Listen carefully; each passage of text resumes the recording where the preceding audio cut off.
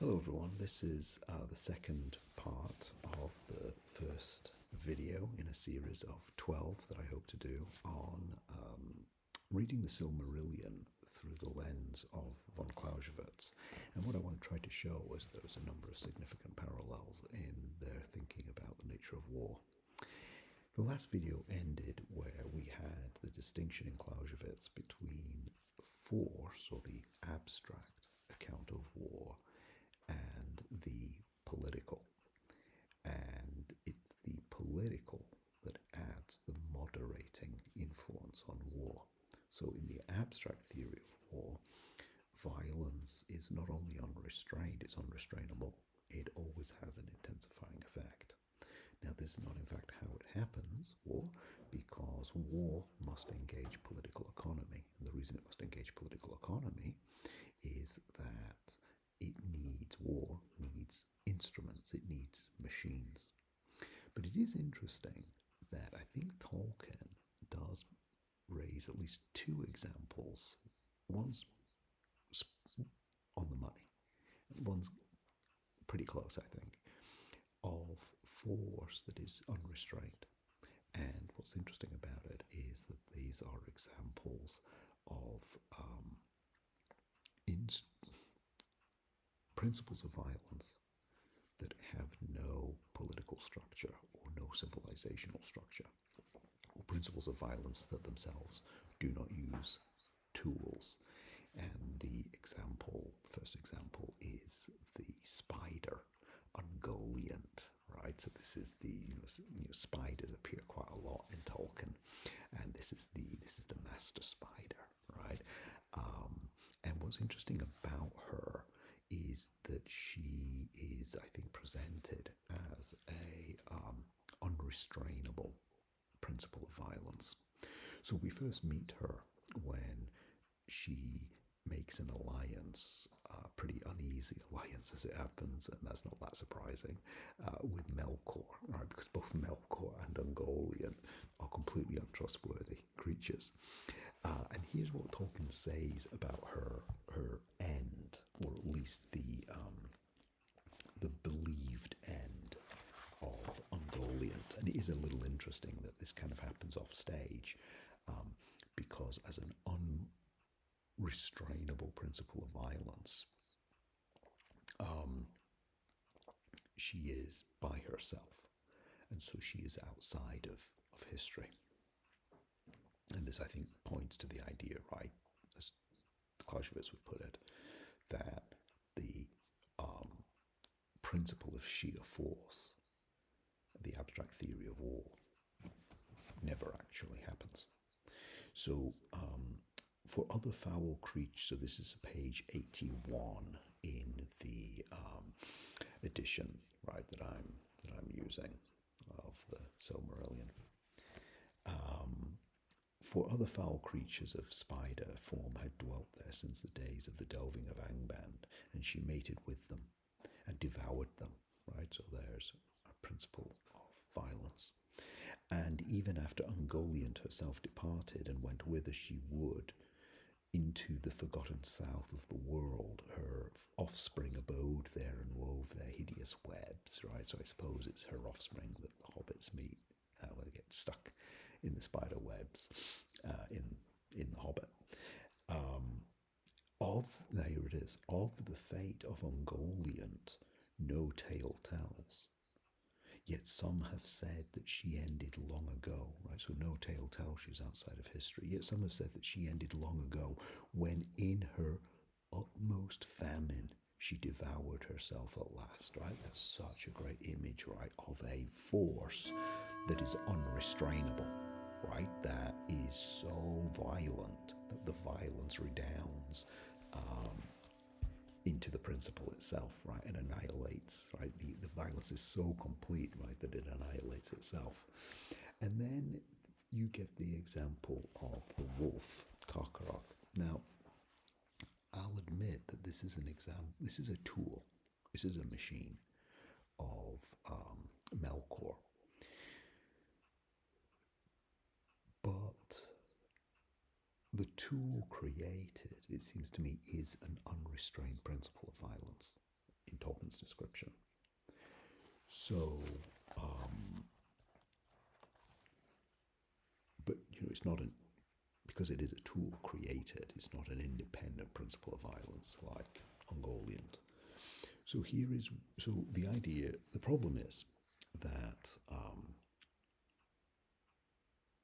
Melkor needs a tool to combat Huan, the hound who is loyal to Lithwin, and so he creates this wolf. Then Morgoth recalled the doom of Huan, and this is on page 180 of the book. Then Morgoth recalled the doom of Huan, and he chose one from among the whelps, and he fed him with his own hand upon living flesh, and put his power upon him. Swiftly the wolf grew, until he could creep into no den, but lay huge and hungry before the feet of Morgoth, right? Very evocative of Ungoliant, or Shelob, as you later meet her in The Lord of the Rings. There the fire and anguish of hell entered into him, and he became filled with a devouring spirit, tormented, terrible, and strong. Karkaroth, the Red Maw, right? So there it is, right? The Red Maw, the violent appetite, or the appetite that is violence. He is named in tales of those days the jaws of thirst, and Morgoth set him to lie unsleeping before the doors of Angband, lest Huan come. Okay, so two examples, I think, of this idea of violence as an unrestrained principle. But what's interesting is they're little episodes in the story, right? Because they're not really what war's about. So here we meet Clausewitz, and I'll just read two short passages out of Clausewitz to see his broader point. So he says, this is on page 79 of the Princeton edition, so he says, it is possible, no doubt, to use all mobile fighting forces simultaneously. It's a theoretical possibility. It doesn't in fact happen that way. Why? Because war is a series of duels, right? So war is always these sort of sequential episodes.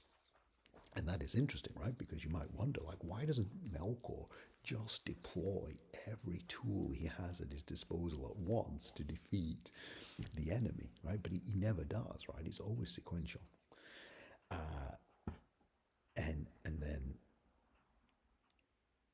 Clausewitz makes the sort of a kind of a geopolitical point, a point about political economy, right? So it is possible, no, to deploy forces simultaneously, but with fortresses, rivers, mountains, inhabitants, and so forth, that cannot be done, right? That cannot be done, right? So the resource, or the geographical resource base of the force, right, prohibits this simple deployment of the force. And then we get a further amplification of this idea. So this is on page 80. And he says, warfare thus eludes the strict theoretical requirement that extremes of force, your Ungoliant, be applied. Once the extreme is no longer feared or aimed at, it becomes a matter of judgment what degree of effort should be made, and this can only be based on the phenomenon of the real world, not the abstract, or what he says, the laws of probability. Once the antagonists have ceased to be mere figments of a theory, right? And I think that that's why this idea that the abstract theory of war is a figment of theory, that's why people like Ungoliant and Karkaroth are small episodes in the story, right? Because they're not really where the full accounting of war is to be found. And become actual states and governments, like the Elvish kingdoms, when war is no longer a theoretical affair, but A series, there it is, there's the sequencing, a series of actions obeying its own peculiar laws. Reality supplies the data from which we can deduce the unknown that lies ahead. So there I think you have this idea, right, that there's these sort of geopolitical and political economy coordinates that shape the political, that shape the machine, that shape the tool that the employment of force is going to require, right? And it necessarily makes it sequential, it necessarily diffuses it, it necessarily makes it episodic, right? And that builds up the dual structure of war that you find both in Clausewitz and so prominently in Tolkien. And then I just want to finish by reading a passage to kind of show this point, right, that Clausewitz just made about, mountains and forests and what have you, setting the framework, right, for the for the force. And so what happens, we're now at the siege of Angband, and that lasts for 400 years. And basically what the elves have done is they've surrounded Melkor's fortress, and they've tried to create a true encirclement, but they're unable to do so. And so here's why. Noldor, so this is the primary type of elf. So like Galadriel is one of these Noldorian elves. Noldor could not capture. So there are these different, not tribes, that's not quite the right word. Well, yeah, I don't know, yeah, maybe tribes of elves, you might say. Noldor could not capture Angband, the fortress of Melkor, nor could they regain the Silmarils. And war never wholly ceased in all that time of the siege, for Morgoth devised new evils, and ever and anon he would make trial of his enemies. Nor could the stronghold of Morgoth be ever wholly encircled. For the iron mountains, from whose great curving walls the towers were thrust forward, defended it upon either side, and were impassable to the Noldor because of their snow and ice. Thus, in his rear and to the north, Morgoth had no foes, and by that way his spies at times went out and came by devious routes into the lands of the elves. So here's a great example where the deployment of a force is highly moderated by the mountains, the weather, the coordinates, right? The coordinates, you might say, of power itself. Okay, so what I wanted to show today is two primary things.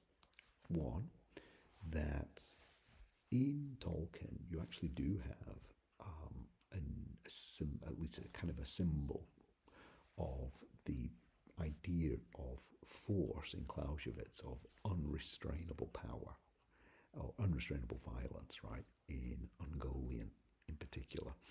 And then I also wanted to show that both Clausewitz and Tolkien also think of war as having this these coordinates, this kind of structure, or another way of saying that, right, would be these restraints built into the use of power. And these have geographical, but also political economy kind of coordinates, which goes right to the idea of what machines and what tools can be deployed. So we just wanted to kind of set up this first one to show that there are parallels, right? That's what the whole series of lectures is going to do. I'm just going to try and show you these rather interesting parallels, and the idea is to have Clausewitz unpack some of the depths and meanings in Tolkien, but especially just to see, I think, in a really cool way, the use of the similarities in their theories of war. So thanks very much, everyone. Thank you.